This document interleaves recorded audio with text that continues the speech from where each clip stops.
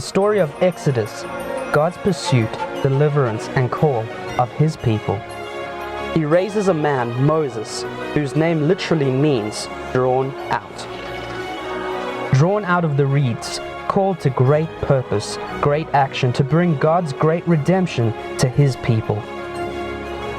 The story we share as the people of God, from darkness to light, death to life. From the man Moses to us today, God draws out His people for His purpose. We are drawn out of the crowd, drawn out of our weakness, and drawn in to His presence and power. Called to live a life of purpose, great purpose.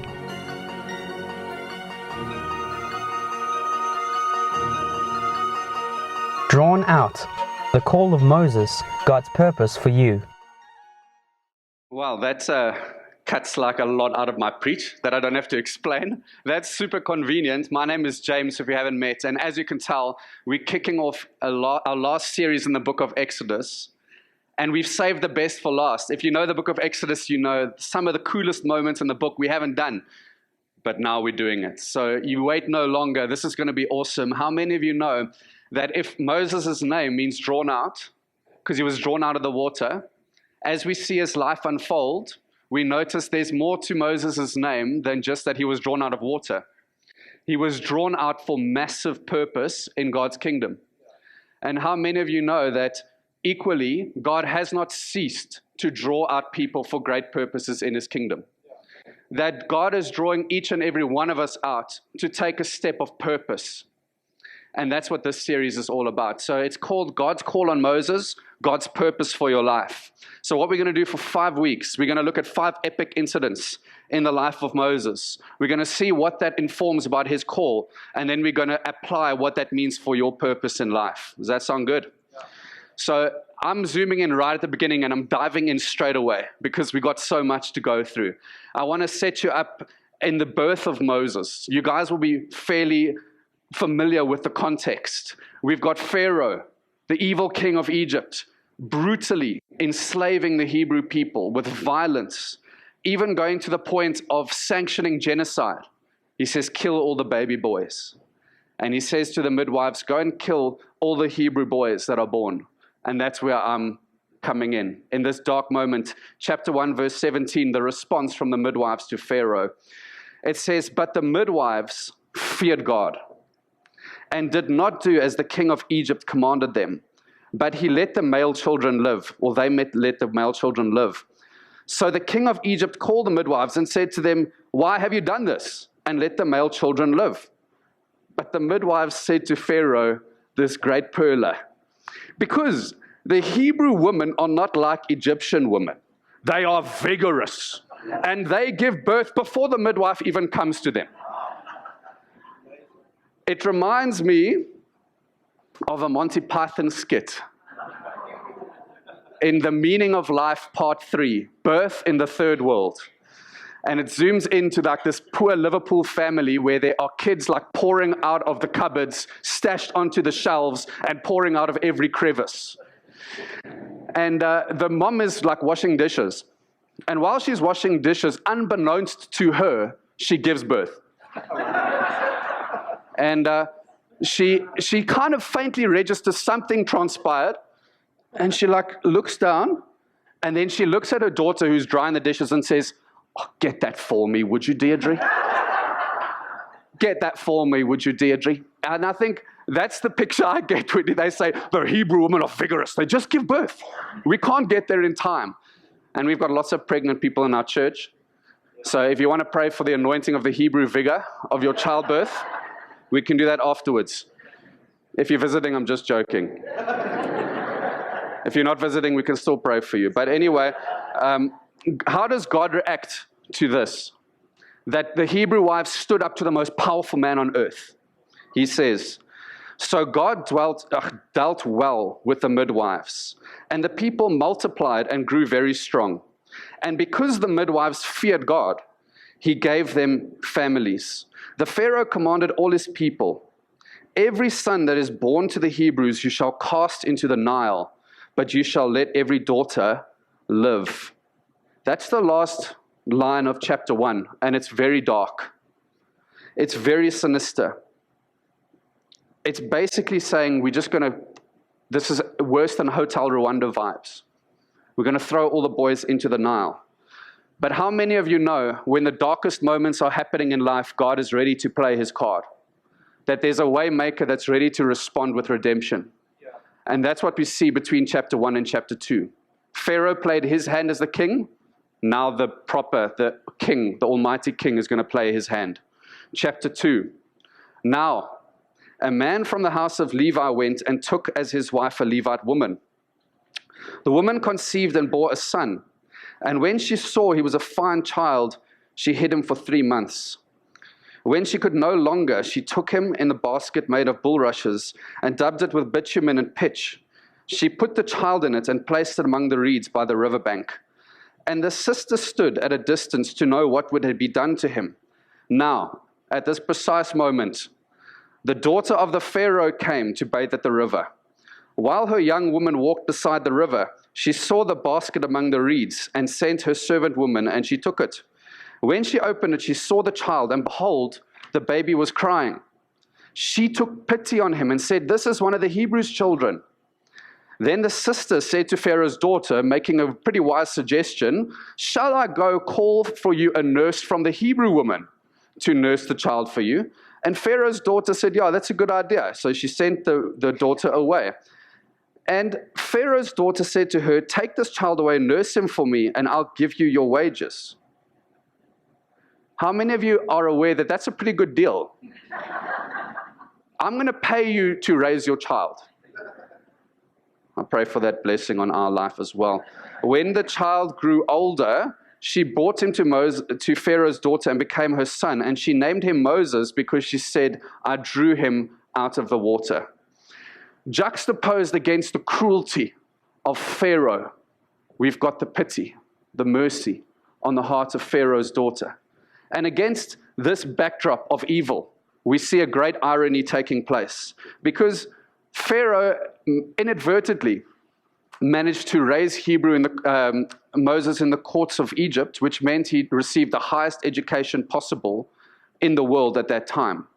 He got trained up in the ways of warfare, governance, literature, agriculture, all things that Moses would one day need to lead the Hebrew people in liberty out of slavery.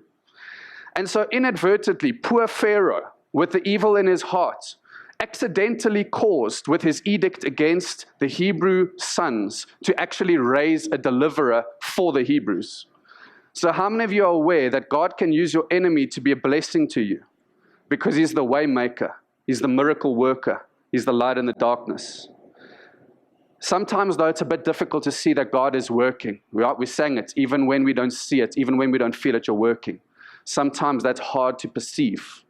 But I think Charles Spurgeon helps us out with this. He says, God is too good to be unkind, and he is too wise to be mistaken. And when we cannot trace his hand, we must trust his heart. When you're in Exodus chapter 1, and you can't see Exodus chapter 2, you've just got to trust in the heart of God, because he's the way maker. Which brings me to this point. We see who's really in charge in this part of the Bible. And my first major heading is God's call on Moses was sovereign. God's call on Moses was sovereign. What does that mean, sovereign? Well, the Bible just simply says this doctrine or this teaching that God is sovereign simply means that God is the King of Kings. Simply means that he reigns over everything. He's the one with the great authority. He presides over everything that happens. 3 verses just to get us out of the blocks. Isaiah 46 says, "For I am God, and there is no other. I am God, there is none like me." Declaring the end from the beginning and from ancient times, things not yet done, saying, "My counsel shall stand, and I will accomplish my purpose."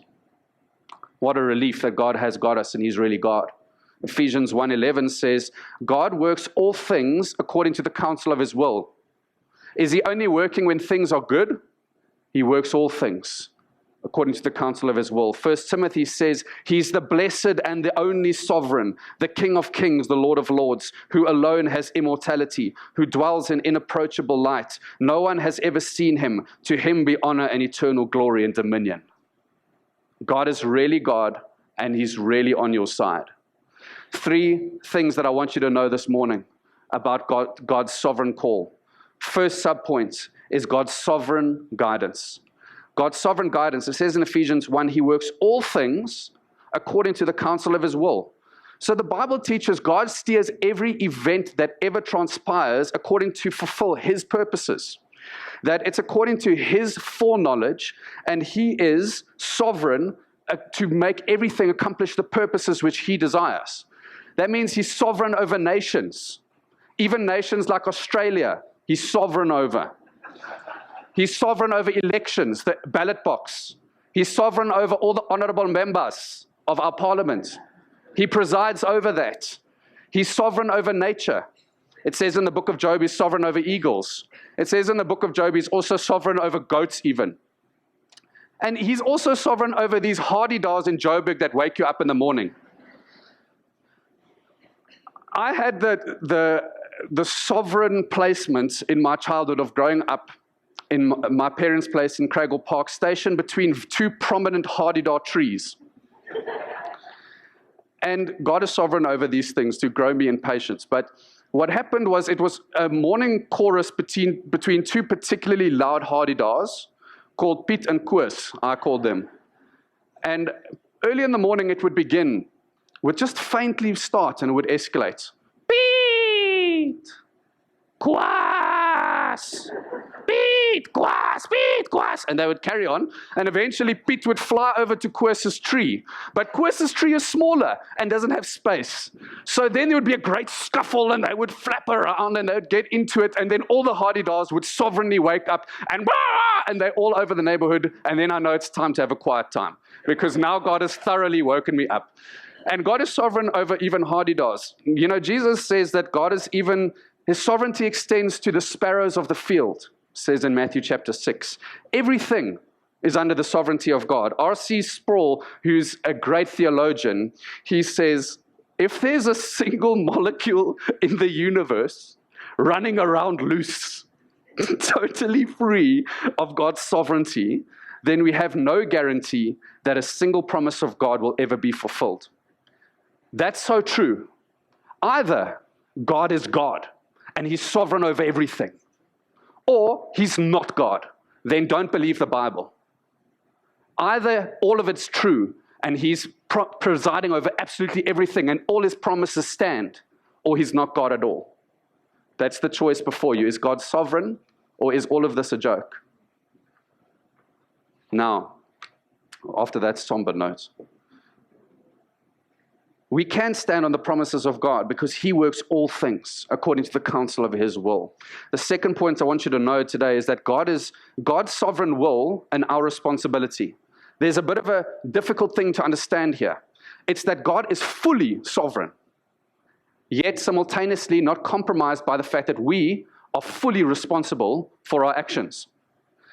This can be pretty confusing, but the Bible teaches God is sovereign, presiding over everything. That's my sound effect for God is sovereign. Yet, simultaneously, the Bible goes through great lengths to emphasize and bang the drum that we are fully responsible for every choice that we make, and it has consequences in his kingdom. This can be difficult to put together. Proverbs 16:9 puts an attempt to try and understand these two together. It says, the heart of man plans his way, but the Lord establishes his steps.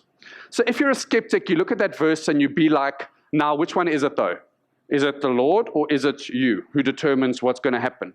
And when the Bible looks at those two options, is it you that's determining this thing? Or is it the sovereign Lord that's determining it? The answer of the Bible is yes. We cannot understand this. If you want to know exactly how these two things go together, you're going to be sorely disappointed. And we live in a Western culture that is unlike any culture that's come before, where we think if we can't fathom how two things fit together, it can't be valid because we're so wise. We understand all truth. But let me tell you, it's not surprising that there's an aspect of God in his Bible that we cannot understand. That is no mystery. He is God, and we are not. What is a mystery is that we can trust in God and know that all of our actions count, but he's presiding over everything that we do. God is fully sovereign, and yet we are fully responsible. It says in all over the Bible that God is even sovereign over evil, yet he's not responsible for it. Genesis 50, Joseph and his brothers, he says to his brothers, "As for you, you meant evil against me, but God meant it for good, to bring it about that many people should be kept alive as they are today." So just look at that. Joseph's brothers, their actions were evil, and they're not excused out of that by the sovereignty of God. They have to account for what they have done. Yet, still there's a sovereign God over that situation that says, "I'm going to work what you meant for evil for good." Because I'm sovereign over evil. I've got total dibs over what happens. Job chapter 1, you see that the devil has many attempts against Job, but God is the one who limits that, because God is sovereign over evil. If you're confused, good.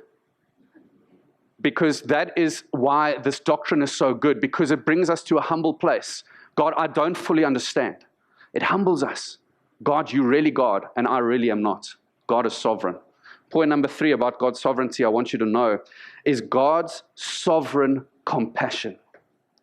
It's not just that he's the boss. It's that he is a kind person working everything in kindness and in love for our good. I think if I was to find 4 words that does the best job to try and understand God as a sovereign, but he's also compassionate, it's those first 4 words of what we call the Lord's Prayer. Our Father in heaven. Our Father, he's kind. In heaven, he's powerful. Our Father, he's loving. In heaven, he's able. God is not just sovereign, he's the compassionate sovereign. And that's the thing that we rest in. Because Romans 8:28 says, "And we know that those who love God, all things work together for good, for those who are called according to his purpose." So God works the good for good in your life. He works the bad for good in your life because he's a compassionate sovereign. The Bible actually teaches God is actively and kindly reigning over every minute detail of your life right now. That might seem very hard to believe if you're going through a tough time. The Bible goes to lengths to explain that he's sovereign over the steps you take, the provision that you have, the needs that you have, your successes and failures, your prayers, the length of your life, and it's actually good news because it means God has got you. The alternative, that God is not presiding over everything, is terrifying because he doesn't have you. But this provides you with security. God is reigning over every tiny detail of your life.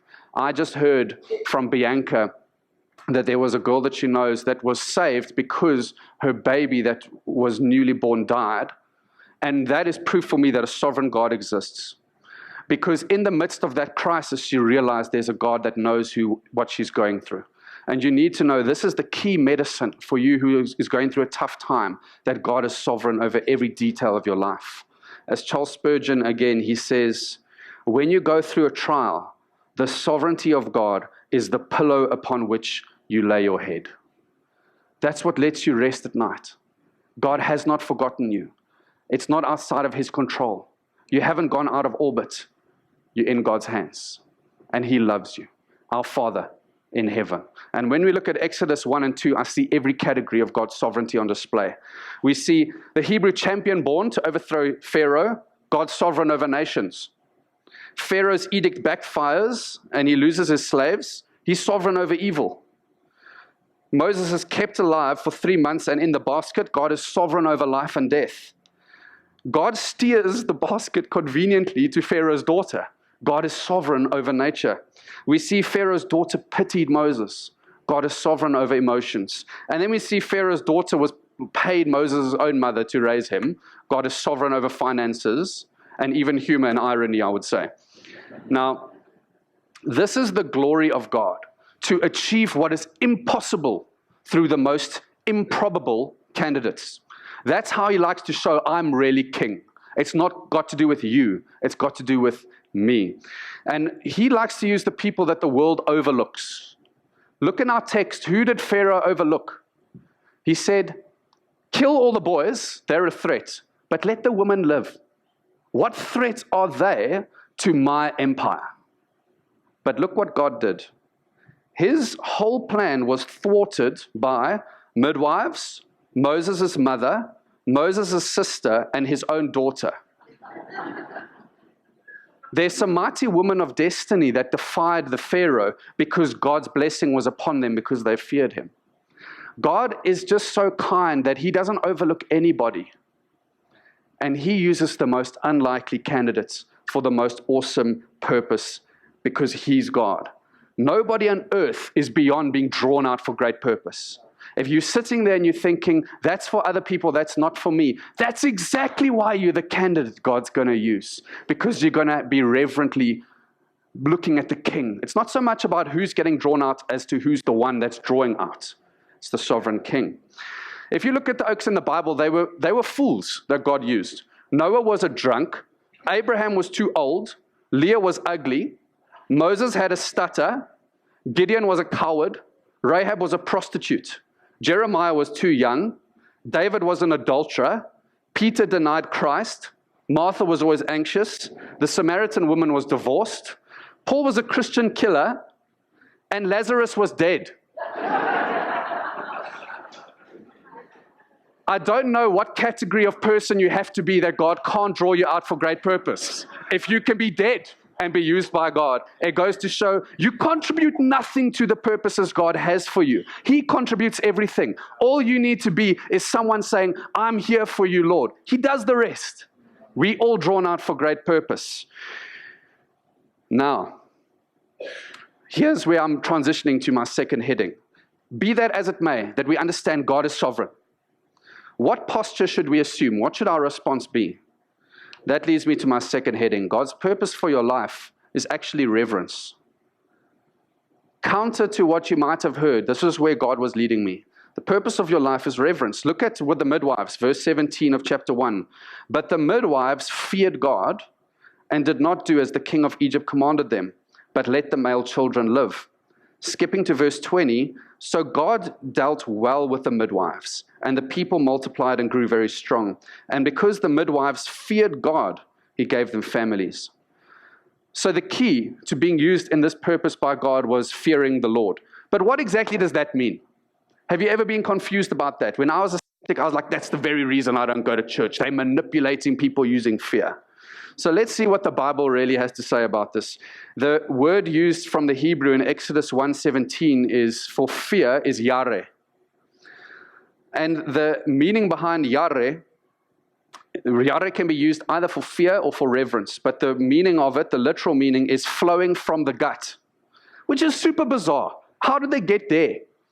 And this is how they got there. Have you ever stood in front of a magnificent view that takes your breath away and you feel it here in your gut? There's an awesome reverence that what you're looking at is far greater than you. And there's such a deep awe and respect and reverence for what you see that you have yare. That's what the midwives had. So it's very far from this kind of terror and dread that God's going to strike you down with a lightning bolt any moment if you're not careful. It's more like this relationship that an obedient child has with his father or mother that they respect and they love. They've got reverence. And it comes out of love, not out of fear, the reason why they obey. And I think if you look at the text, what you see is they had this reverence for God, and so they had, by subsequent comparison, less reverence for Pharaoh and less fear of him. And they took great risk. I bet you these guys put their entire families at risk by refusing the Pharaoh's edict. Oswald Chambers, Scottish Baptist teacher, he says the following about this. He says, the remarkable thing about fearing God is when you fear God, you fear nothing else. Whereas if you do not fear God, you fear everything else. You just pick your fear.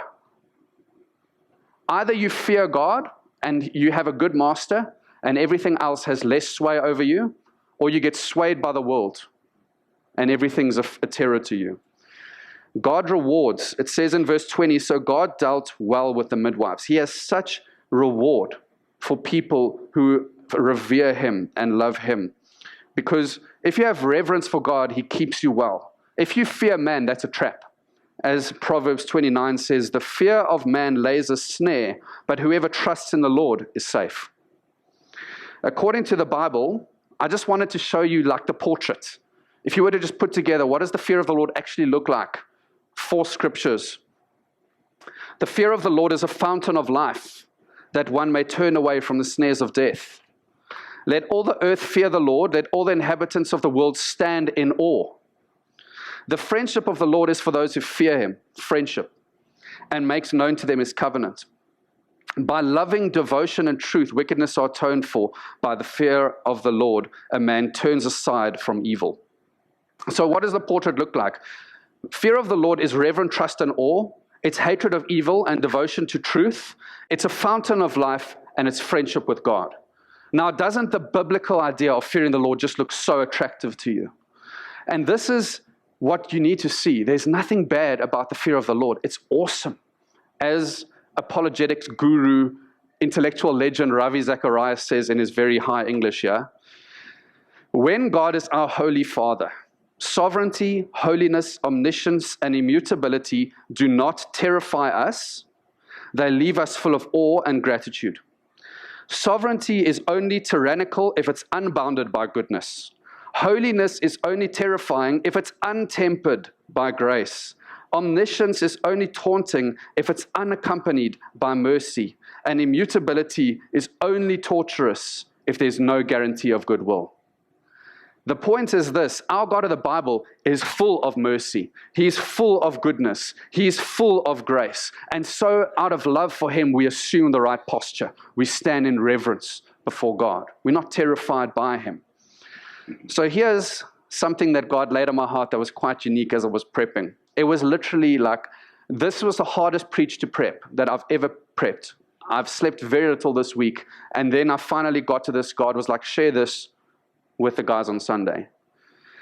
Given that God is sovereign, and given that we assume the right posture and the right response, that we are reverent to him, this is the very key that is going to launch you into the purposes God has for your life. 4 headings as to how that is going to transpire. Firstly, reverence produces servanthood. And servanthood is the biblical key to greatness. When the point comes when you have reverence for God, is the first step that you take before you become his servant. And Jesus said in his Gospels that if you want to become great, you need to be my servant. And so it follows that if you ask the question, how do you live a life of great purpose? You need to live a life of great service. So how do you live a life of great service if you don't revere a good master? And so it follows that no matter what calling you have, if it's a godly calling, it's not about you. It's about serving the great I am. Any significant purpose that you're going to have in your life is going to be one that involves service. Everything else is a lie that you bought from listening to music or watching TV. If you take your eyes off Jesus for just a moment, we automatically default back to accumulating stuff for our own glory. This purpose of mine, it's about me. That's why God says, revere me and assume the posture of a servant. And God says, if you humble yourself before God, he raises you up with his mighty hand. So the key for you is to be drawn out from the mindset of this world that it's all about me, and you need to be drawn into a new mindset. I'm here to be a servant. It's the key to greatness. Secondly, this is also what reverence does. Reverence produces holiness. And holiness is the very key for you to be divinely purposed. How so? You can never embrace a holy calling before you revere a holy God. Is that not true? And also, just to understand, holy means other than, set apart. That's all it means. Now, if you want to be divinely set apart for great purposes, then you need to set yourself apart for a divine God. So the more our holy character comes about, the more our set apart purposes arise in life. This is the biblical mandate. You know, it said of Moses, he was no ordinary child. There's writings and commentaries that say that he was a little bit radiant, and that there was a virtue of promise that people saw upon him that he was going to do great things. Now, I say to you, if you're a child of God, you are no ordinary child as well. And there's a radiant virtue upon you because you're in Christ. And here's the deal. God has already drawn you out if you're a believer in Christ for great purpose. The question isn't if God has drawn you out. The question is, have you set yourself apart for those holy purposes? Because a holy and divine calling is often linked to holy living. And so there's a stewardship of what we do in the private that's really important. If you want to be divinely purposed, there's a key to be holy. And so maybe I want to give a harsh application. Maybe some of us have become really cute and entertaining of sin in our life. The Bible uses very non-cute words to do with how you deal with your sin. I know of 4. Kill, cast, cut, flee. It's pretty drastic. There's no time to be cute with sin because you need to understand God has got so much more for you. God has drawn you out for great purposes. Don't get entangled in this muck and this mire that's going to cripple your purposes that God has for you. How many men do we have that should have been leading churches that were enslaved to pornography? How many people have not seen the thing God was calling them to because they were stuck just looking for a relationship, or they were completely entangled in materialism? It's really important to not give it an inch because you're called to great purposes. Got to be holy. Revere God. You know, Paul says to Timothy, be a good soldier.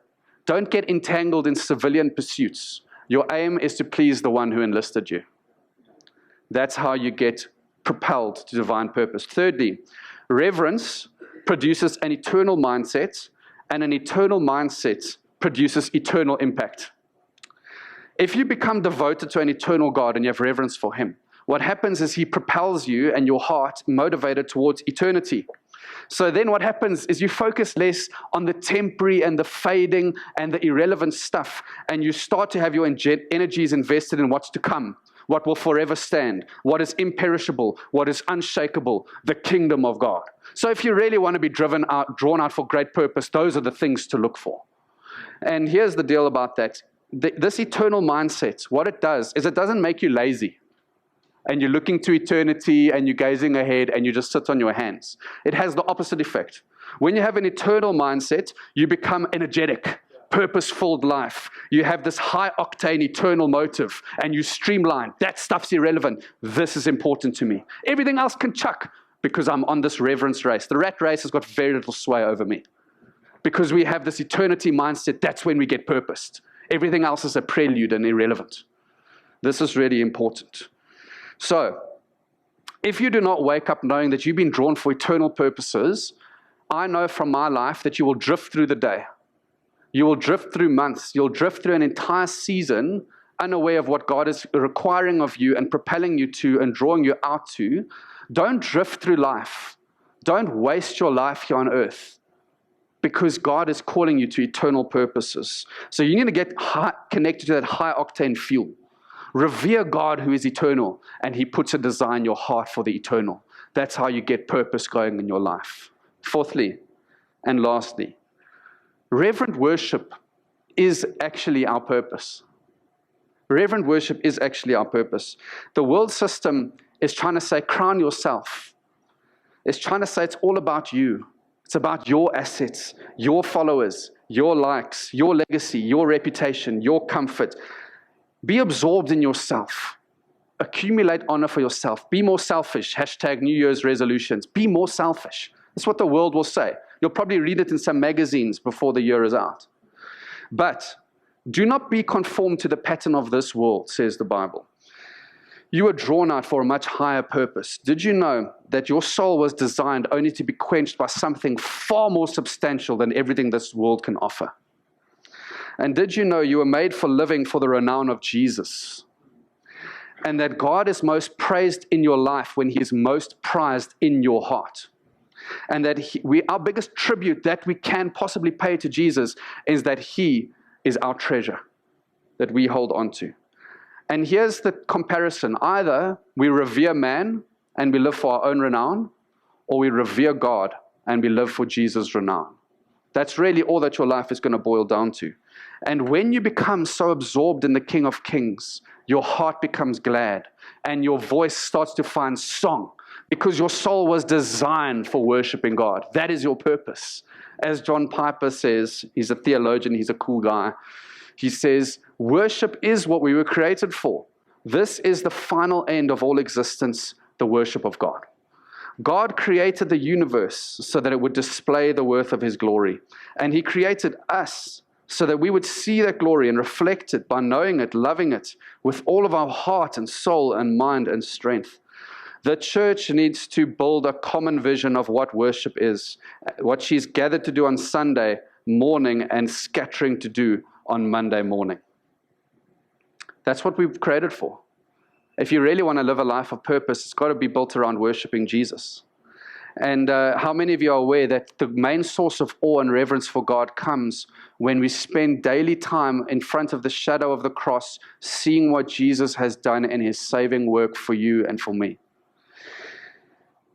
I was just comparing these two incidents. On the one incident, you've got vulnerable baby Moses laid in a basket.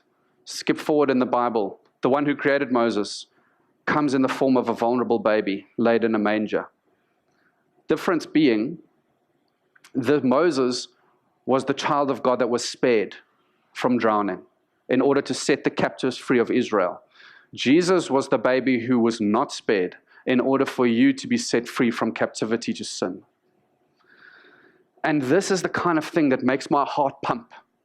This is the kind of thing that draws me out from living life on autopilot and goes, this is what's important. This is the kind of thing that you need to be drawn to because Jesus so loved you that He took the penalty of being drowning in the Nile River of your sin and condemnation and curses so that you might be drawn out of that river and live scot-free of all that garbage. And maybe there's some of you here today who feel that you're drowning and you need a Savior. Jesus has already paid the full penalty for you to be saved. Today is the day to be drawn out. Would you guys stand with me as I close here? There's many of us here today that know we've been drawn out for great purposes, but we've forgotten who we are because we've forgotten whose we are. Just remember, you are called by a compassionate King. And did you know the King of Kings doesn't draw people out for insignificant purposes? It's not His game plan. God is into preparing people for huge impact. So as we prepare our lungs to worship God, I want us to know what we are doing. We're revering God when we're doing that. And we are saying to God, there's no other life worth living. There's no other prize worth chasing. There's no other treasure worth attaining. There's no other name that's worth proclaiming. There's no other king that's worth bowing to, and there's no other purpose worth pursuing but Jesus Christ. And so as we sing the following lyrics, just know we're worshiping a sovereign Lord who loves you, and He's for you, and He hasn't forgotten you, and we worship Him. You are here. God is here in your midst. We worship you. We worship you. You are here, Father, working in this place.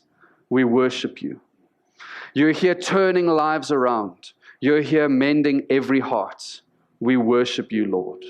And even when we don't see it, you're working. Even when we don't feel it, you're working. Because you're the way maker. You're the miracle worker. You're the promise keeper. You're the light in the darkness. My God, that is who you are. Let's worship Him.